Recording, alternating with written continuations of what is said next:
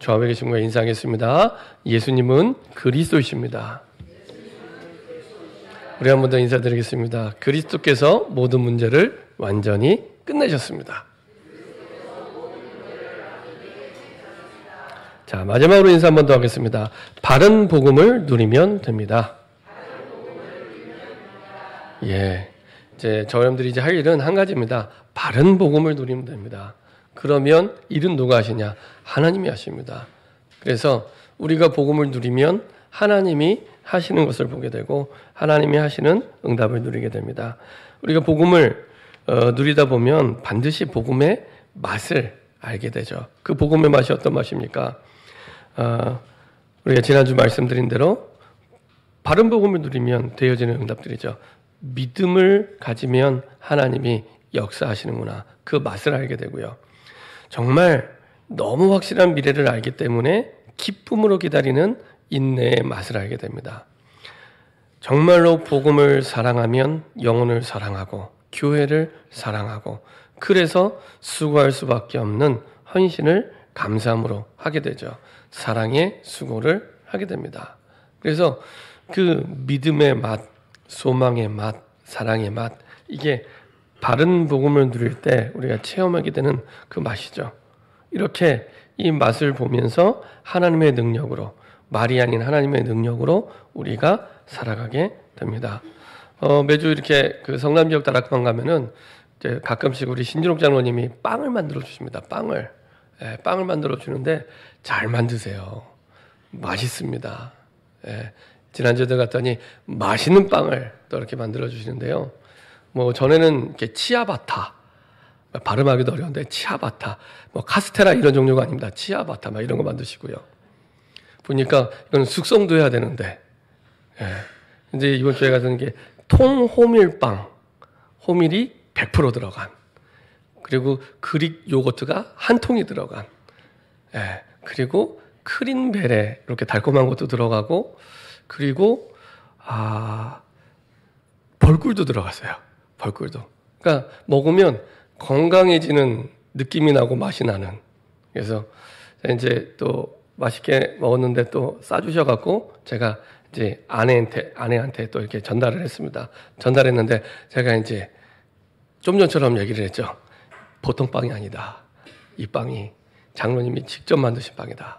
그러면서 100% 시중에 있는 거는 약간 밀가루가 섞여 있는데 100% 통밀빵이다. 거기다가 벌꿀이 들어갔다. 벌꿀. 그릭 요거트가 한 통이 들어갔다. 그래서 제가 이제 그 한참을 얘기를 하고 빵을 전달했어요. 그랬더니 받으면서 한마디 하더라고요. 당신 지금 나한테 전도하는 것 같다고. 그래서 제가 또 깨달았습니다. 야, 전도가 이렇게 쉽구나. 전도가. 어떤 빵인지 빵 맛을 아니까. 그렇죠? 확실하게 가서 얘기하잖아요. 우리가 복음의 맛을 진짜 알면 하게 됩니다. 시키지 않아도. 야, 복음의 맛이 이런 거구나. 복음의 맛. 야, 어떤 문제를 만나도 끝이구나, 끝. 이 복음만 들어가면 끝이구나, 끝. 야, 이 복음이 필요하구나. 이 복음 안에 다 있구나. 복음이면 충분하구나. 그렇죠? 누구를 만나든지 복음의 맛을 본 사람은 쉽게 누가 시키지 않아도 말하게 돼요. 그래서 우리가 보통 전도가 어렵다고 하는데 전도가 어려운 게 아니라 복음의 맛을 아직 못 봐서 이게 진짜 복음의 맛이구나. 그러면요. 마음껏 자랑하고 말하게 되죠. 이렇게 바른 복음을 내가 누리게 되면 그 복음의 맛을 알게 됩니다. 그러면 말하게 되고 얘기하게 되고 그 복음의 모델이 되죠. 그래서 모든 믿는 자의 본이 되는 데살로니가 교회가 됐습니다. 그 당시 이전에 복음 받았던 마게도냐 지역, 빌립보 교회가 있는 마게도냐 지역, 그리고 이 데살로니가가 그 지역의 수도거든요. 이 큰 도시 데살로니가. 그 다음에 지금 바울이 데살로니가전서 편지를 쓰는 고린도 지역. 이 지역 전체의 모델이 되는 모든 믿는 자의 본이 되죠. 이제 이게 오래 걸리지 않았습니다. 데살로니가에서 3주를 전도하고 바울을 죽이려고 하는 사람 때문에 급하게 고린도로 넘어가게 됩니다. 고린도로 넘어가서 얼마 있지 않다가 이 데살로니가에 있던 디모데가 이제 바울에게 와서 소식을 전해준 겁니다. 데살로니가가 복음을 받고 나서 이렇게 많이 변했다고. 우상을 버리고 믿음의 역사가 나타나고 사랑의 수고와 소망이 있네와 이제는 우상을 섬기는 것이 아니라 하나님의 능력으로, 말만 복음이 아니라 하나님의 능력으로 이렇게 살아가고 있더라. 이 소식을 디모데가 이 바울에게 전달해 줍니다. 근데 이게 짧은 기간에 이루어진 겁니다. 그래서 저와 여러분들이 조금만 복음을 누려도 얼마든지 그 맛을 보게 되고 누리게 됩니다. 특별히 이렇게 복음을 누리다 보니까 데살로니가서 1장 9절에 보니까 우상을 버렸대요. 이 사람들이 지금 이방인들이잖아요. 이방인의 땅에 이방인들은 거의 우상 숭배하는 게 그냥 우상 숭배가 따로 있는 게 아니라 삶이 우상 숭배입니다. 삶이 늘 삶 속에 우상 숭배를 하는 이런 삶이었는데 그거를 버리고 돌아온 거죠. 이거는 단순히 우상만 버리고 돌아온 이 정도 수준이 아니라 그 사람들의 우상을 섬기는 그 사람들의 삶 전부를 바꾼 겁니다. 삶 전부를 바꾼 겁니다. 그렇죠? 이거를 복음을 누리는 삶으로 완전히 바뀌게 되죠. 그러면서 이 사람들이 오랫동안 우상 숭배하면서 갖고 있었던 삶을 무너뜨리는 옛틀, 오래된 흑암의 망대를 버리고 새 틀, 복음의 절대 망대를 든든하게 세워지는 중요한 시작이 됩니다. 이렇게 하나님 주신 바른 복음을 누리게 되면 오늘 보았던 본문에 세 가지를 하게 되죠. 항상 기뻐하게 되고요. 쉬지 말고 기도하게 되고요.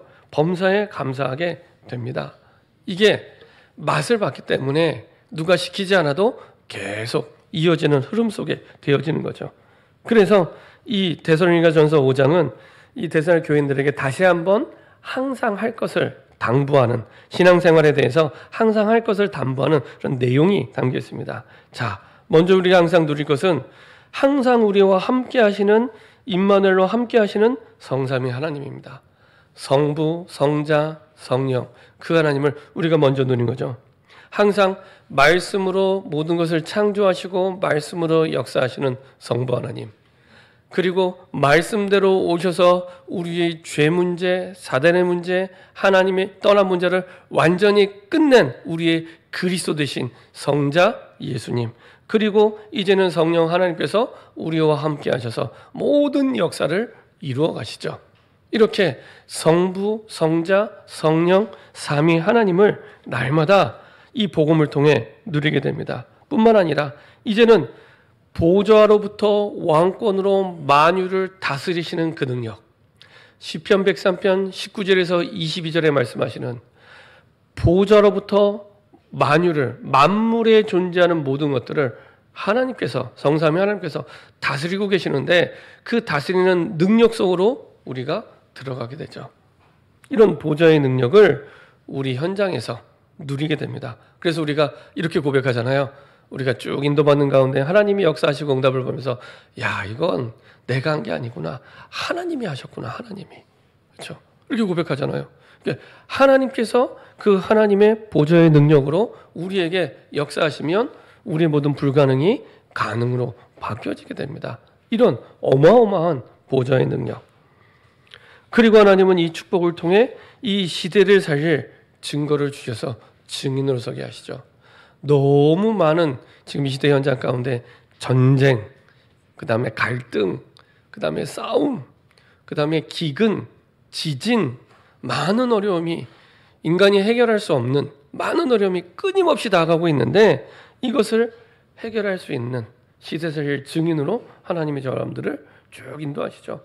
전 이번에 이제 이스라엘이 이렇게 전쟁이 일어나는 거 보면서 야, 이거는 정말 양쪽 나라에 복음이 들어가지 않으면 이거는 끝날 수 없는 싸움이구나. 복음이 들어가지 않으면 끝날 수 없는 싸움이구나. 양쪽 다 종교를 배경으로 하고 있잖아요. 절대 양보를 못하는 겁니다. 뭐 이에는 이, 누에는 눈. 근데 그게 희생되는 사람들을 보면은 진짜 가슴 아파요. 그 민간인들, 어린아이들, 여자들, 어르신들, 너무 많은 고통 속에. 그렇죠? 그래서 그런 상황을 보는데 이게 끝나지 않은 거예요. 보면서 복음이 아니면 끝나지 않는구나. 보니까 팔레스타인 이 사람들 가운데서도 약 한 2% 정도가 이 기독교인이 있답니다. 2%. 한 4만 3천 명에서 4만 5천 명 정도 기독교인이 있고요. 그 다음에 이 이스라엘 유대인 가운데 본토 사는 유대인들 가운데서도 한 30만 정도가 이제 유대인입니다. 그래서 특별히 그 예수님을 믿는 유대인들은 메시아닉 주라고 이렇게 표현을 하더라고요. 그래서 원래 이 사람들은 유대인들은 예수님이 완전 이단입니다. 완전 이단. 유대인 입장에서는 유대교를 배신한 완전 이단입니다. 그래서 절대로 예수님을 안 믿어요. 이 사람들이. 근데 이 사람들 사이에서도 서서히 그때 2000년 전에 목수의 아들로 오신 그 예수가 우리가 구약 성경에서 기다리던 그 메시아가 맞구나라고 믿는 사람들이 30만 명이나 있다는 겁니다. 이건 굉장히 많은 숫자입니다. 근데 이 사람들도 그 안에서 굉장히 핍박을 받아요. 그 예수님을 믿는다는 이유로 같은 이스라엘 사람인데도요, 그 도시락 폭탄을 배달해서 터뜨리고요, 테러를 합니다. 그러니까 이 사람들이 얼마나 철저하게 예수님을 싫어하는지 2000년 지났는데 그 미움이 아직도 가시지 않았어요. 그래서 예수 믿는 사람을 그 팔레스타인이 아니라 같은 유대인들이 이렇게 그 테러하고 그리고 계속 공격하고 그렇게 살아가고 있습니다. 근데 이 사람들이 진짜 이스라엘과 팔레스타인을 살릴 중요한 분들이구나. 정확하게 이 사람들이 진짜 복음이 들어가지 않으면 이 끝나지 않은 전쟁, 용서받을 수 없는 전쟁이 계속되는 겁니다. 그 보면서도 진짜 복음이 아니면 안 되겠구나. 이런 것들을 확인하고 보게 됩니다. 그래서 저와 여러분들에게 먼저 복음을 주셔서 정말로 세상을 살리도록 많은 현장을 살리도록 먼저 주신 거죠. 먼저 주셔서 증인되게 하십니다. 그래서 하나님 우리에게 주신 바른 복음을 누리게 되면 항상 할 것을 하게 돼요. 정말로 항상 기뻐할 수밖에 없게 되고요. 쉬지 않고 기도하게 되고요. 범사에 감사하게 되죠. 자, 5장 16절에 보면 항상 기뻐하라. 정말로 바른 복음을 누리다 보니 하나님이 주신 분명한 답을 확인하게 되죠. 답이 있으니까 문제가 왔는데도 항상 기뻐할 수밖에 없습니다. 다른 말로 하면은 항상 기뻐할 수밖에 없는 답을 하나님이 주세요. 그 답을 주세요. 그래서 기뻐할 수밖에 없습니다. 문제가 왔는데, 어려움이 왔는데, 고민이 생겼는데, 갈등이 되는데 답을 하나님이 주시니까. 언제요? 바른 복음을 누릴 때. 그리고요, 쉬지 말고 기도하라고 합니다. 어떻게 우리가 쉬지 말고 기도합니까? 숨도 좀 쉬고 밥도 먹고 일도 하고 그래야 되는데 어떻게 쉬지 말고 기도할 수가 있겠습니까? 이거는 하나님이 주신 응답을 누리라는 거죠. 반대로 얘기하면은 끊임없이 하나님의 응답이 준비되어 있고 줄 거니까 포기하지 말라는 얘기입니다. 기도를 포기하지 말라는 얘기입니다. 아무리 힘들어도 기도 포기하지 말라는 얘기입니다. 근데 대부분은요, 힘들면 기도부터 안 돼요. 힘들면 기도부터 안 돼요. 그거 하지 말. 아무리 힘들어도 기도만 포기하지 않으면 된다는 얘기입니다. 그래서 예수님이 누가복음 18장에 아주 극단적인 비유를 합니다. 한번 볼까요? 누가복음 18장. 예수님의 기도 비유. 낙심하지 말고 포기하지 말고 기도하라고 말씀하시면서 비유로 말씀하신 내용입니다.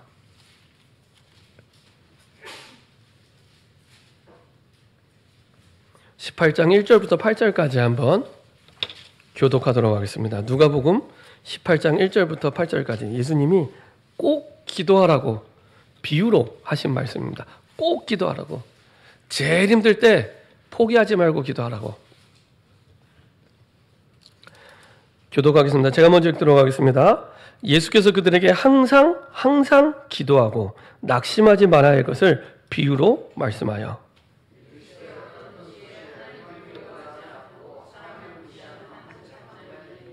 그 도시에 한 과부가 있어 자주 그에게 가서 내 원수에 대한 나의 원한을 풀어주소서 하되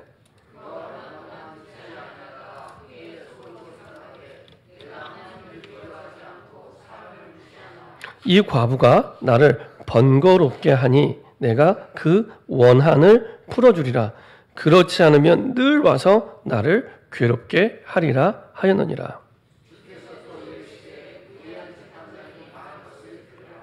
하물며 하나님께서 그 밤낮 부르짖는 택하신 자들의 원한을 풀어주지 아니하시겠느냐? 그들에게 오래 참으시겠느냐?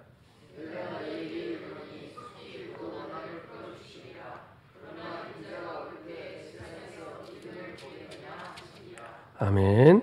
예수님이 항상 기도하고 낙심하지 말고. 왜냐하면 사람들이 대부분 낙심만 되는 게 아니라 기도가 안 되는 거예요. 기도가 안 되는 거예요. 그래서 사람들이 너무 힘들면 기도도 안 나온다고 얘기하잖아요.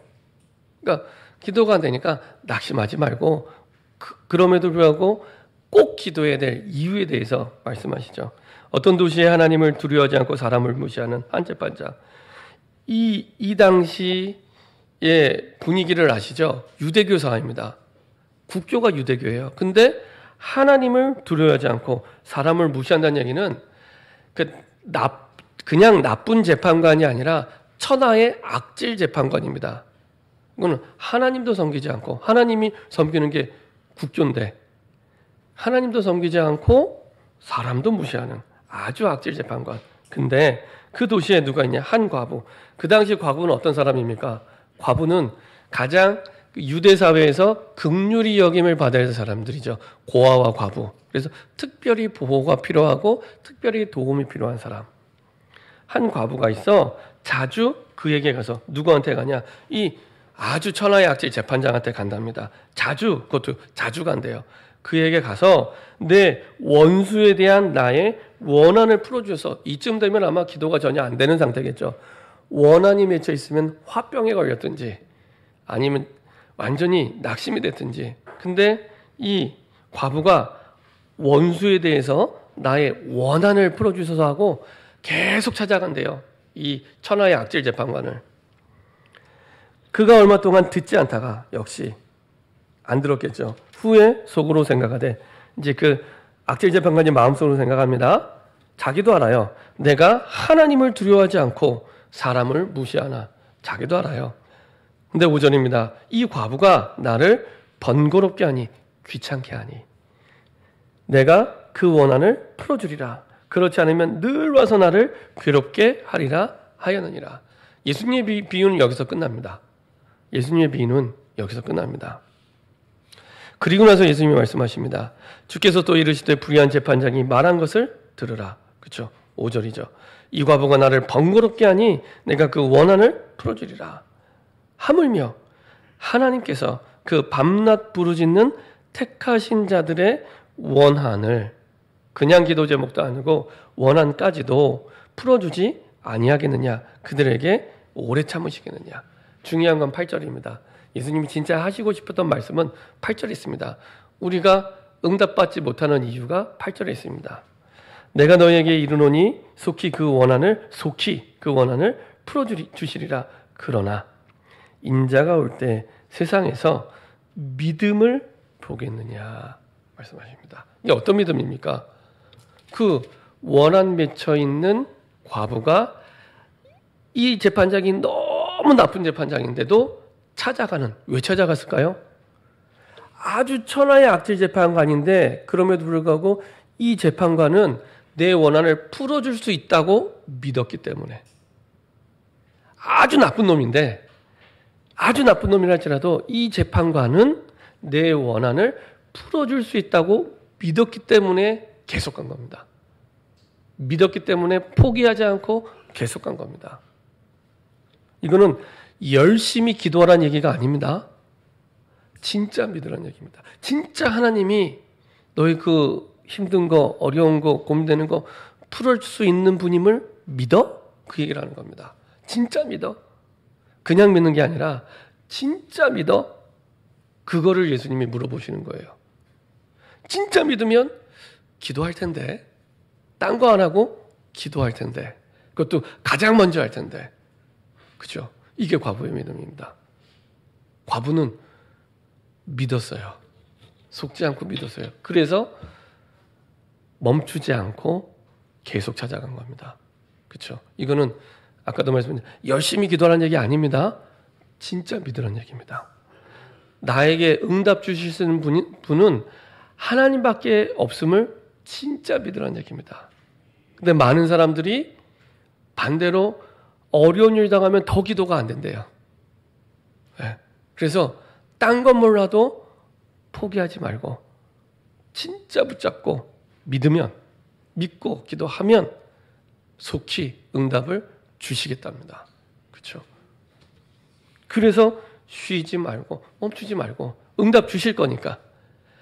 딴 데 진짜 응답이 있는 게 아니고 하나님이 진짜 응답을 갖고 계시니까 딴 데 가서 인본주의 쓰지 말고 진짜 주실 거니까 쉬지 말고 멈추지 말고 기도하라는 얘기입니다. 그러니까 하나님은 준비해 놓고 기다리고 계십니다. 자, 그러면 당연히 범사에 모든 일에 감사하겠죠. 그 말은 모든 일에 응답을 준비해 놓고 하나님이 주시니까 감사하게 되죠. 그래서 아예 이 항상 기뻐하라, 쉬지 말고 기도하라, 범사에 감사하라가 아예 명령형으로 되어 있어요. 명령형. 이건 당연히 확실하게 어떤 면에서는 아주 그리스도인이라면 하나님 자녀라면 의무적으로 응답받을 수밖에 없는 너무 확실하다는 거기 때문에 아예 명령형으로. 사람이 예를 군대에서 명령할 때 중요한 것들을 명령하잖아요. 해도 되고 안 해도 되고 이런 걸 명령하는 게 아니라 중요한 거는 딱 명령합니다. 중요하니까. 하나님이 명령형으로 이렇게 말씀을 기록해 놓은 것은 너무 확실하고 너무 분명하니까 놓치지 말고 누리라고.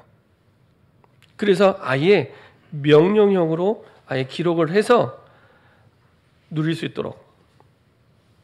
그래서 범사에 감사하는 것, 모든 일에 감사하는 것, 이것이 사실은 하나님의 뜻이죠. 이것은 항상 기뻐하고 쉬지 말고 기도하고 범사에 감사하라. 이것이 하나님의 어찌 보면은 그 근거가 되고 이유가 되는. 그래서 당연히 확실하게 응답이 올 수밖에 없는. 이때 당시에는 그 이방인들이 우상을 섬길 때 이방인의 땅이잖아요. 우상을 섬기더라도 이방 신에게 이렇게 섬기더라도 감사하지 않는 것을 제일 큰 죄로 여겼대요. 이 당시 사람들이 우상을 섬기면서 그 우상에게 감사를 안 하는 걸 제일 큰 죄로. 그래서 아예 그렇게 감사를 하도록 우상 섬기는 사람들이 법으로 만들어 놓고 지키도록, 감사를 법으로 만들어 놓고 지키도록. 하물며 우리가 진짜 하나님을 믿는다고 하면 당연히 감사를 할 수밖에 없죠. 이 축복과 응답을 누리게 되니까요. 그래서 당연히 하나님의 뜻이기 때문에 당연히 이렇게 될 것이라고 말씀하는 거죠. 예, 사람의 뜻이면 변할 수도 있고 안 될 수도 있습니다. 근데 하나님의 뜻이 항상 기뻐하라, 쉬지 말고 기도하라, 범사에 감사하라. 이기 때문에 이렇게 하나님이 만들어 가시겠대요. 왜냐? 그리스도 예수 안에 우리가 있기 때문에. 우리의 영적 현주소가 그리스도 예수 안에 있기 때문에. 그리고 우리가 어떤 사람이냐? 여기서 말하는 너희를 향하시는 그리스도 예수 안에 하나님의 자녀로 구원받은 그 사랑을 가진, 하나님의 그 구원하신 사랑을 가진 그 자녀. 그래서 당연히 응답을 주시겠다는 거죠. 그 사랑하는 자녀에게. 제가 일부 예배 때 그런 말씀을 드렸습니다. 요셉이 억울하게 가족들에게 인신매매를 당했잖아요. 그래서 애굽에 팔려갔잖아요. 그죠? 팔려갔는데 팔려간 걸 하나님이 허락을 하신 겁니다. 그죠?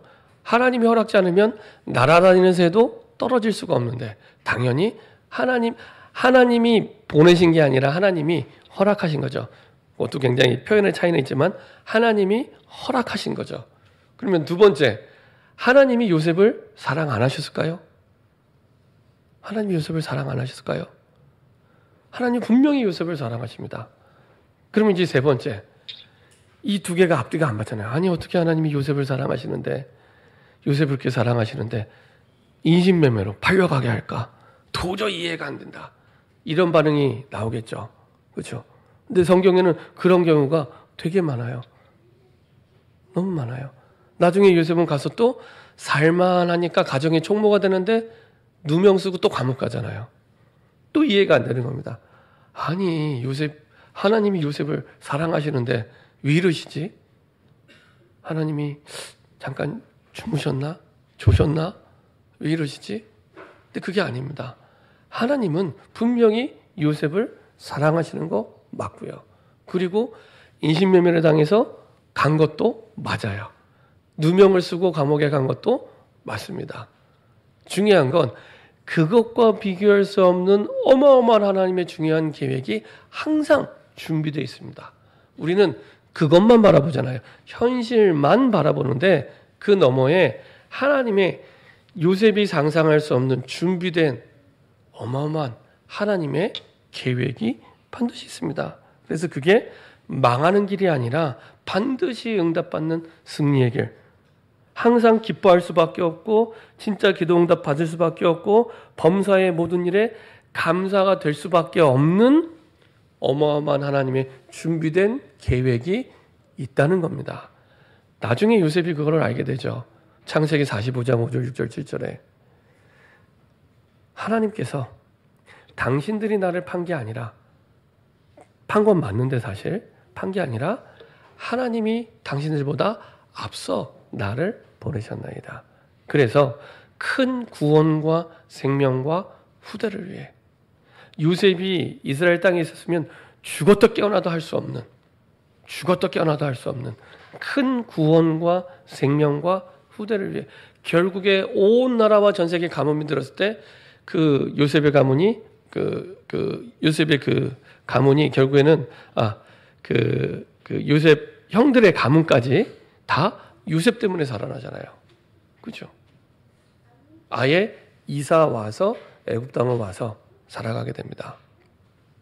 이렇게 하나님은 하나님의 분명한 뜻을 두고 모든 것을 인도하시고 움직이십니다.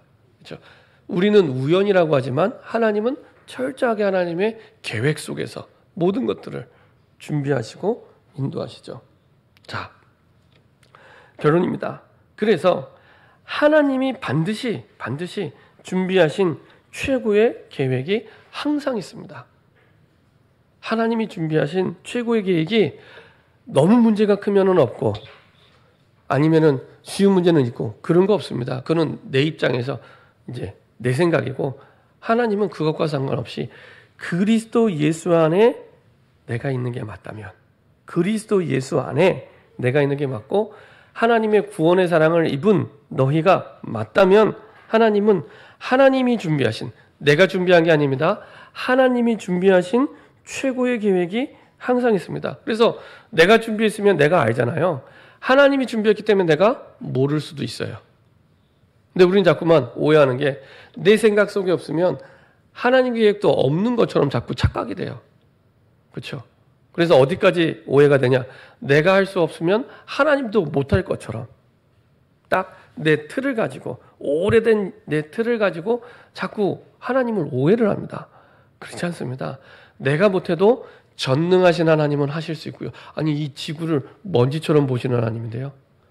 말씀으로 천지를 창조하신 하나님인데요. 그렇죠? 내 문제를 해결을 못 하시겠습니까? 근데 이게 현실에서는 안 믿어져요. 안 믿어져요. 하나님은 당신이 준비하신 최고의 계획을 항상 가지고 우리의 모든 여정을 인도하고 계십니다. 그래서 이것을 깨달으려면 우리의 모든 상황을 두고 하루에 한 번만 우리의 생각을 바꾸는 깊은 묵상이 될 때 그때부터 시작이 됩니다. 우리의 생각이요. 복음이면 완전한데 복음이 아니기 때문에 얼마든지 틀릴 수 있습니다. 근데 우리는 대부분 얼마든지 틀릴 수 있는 우리의 생각대로 살아가고 행동을 해요. 그래서 어려운 겁니다. 하나님과 방향이 안 맞는 겁니다. 그래서 그 생각을 바꾸는 건 하나님의 말씀이 바꿀 수 있습니다. 그래서 그 말씀이 내 생각 속에 마음 속에 물들어가는 묵상이 될 때 바뀌지 않는 우리 생각이 바뀌게 되고요. 바뀌지 않는 우리의 마음도 그때 바뀌게 됩니다. 그게 안 되면 안 바뀌어요. 안 바뀌어요. 세상 그 어떤 것도 우리의 생각과 마음을 바꾸지 못합니다. 하나님의 말씀이 들어갈 때, 말씀에 물 들어갈 때 그때 바뀝니다. 그래서 하루에 한 번은 내가 모든 걸 멈추고, 불신자들은요 명상하잖아요. 명상하잖아요. 그게 얼마나 그 마태복음 12장 43절 45절 빈 마음 빈 생각 속에 사단에게 잡혀서 자기를 무너뜨리게 되는 걸 모르고 명상하거든요. 우리는 그런 명상이 아닙니다. 하나님의 말씀으로 채우는 묵상입니다. 다르죠. 다르죠. 그래서 그 하나님의 말씀으로 채우는 묵상이 될 때 하나님과 함께하는 24시의 축복 속으로 들어가게 됩니다. 분명히 나에게 24시간 동안 여러 가지 문제, 갈등, 고민이 왔는데 이게 전부 문제가 아니라 답으로 하나님의 축복으로 바뀌어지게 됩니다. 상황은 똑같은데 하나님이 내 믿음을 바꾸시니까 모든 게 응답으로 바뀌어지기 시작합니다. 그렇죠? 그리고 우리의 신앙생활의 기준이 바뀝니다. 지난주에 말씀드렸죠. 바른 복음을 들으게 되면 항상 우리는 계획을 세우라고 배웠잖아요. 학교에서. 근데 내 계획이 필요한 게 아니라 하나님의 계획이면 되는구나.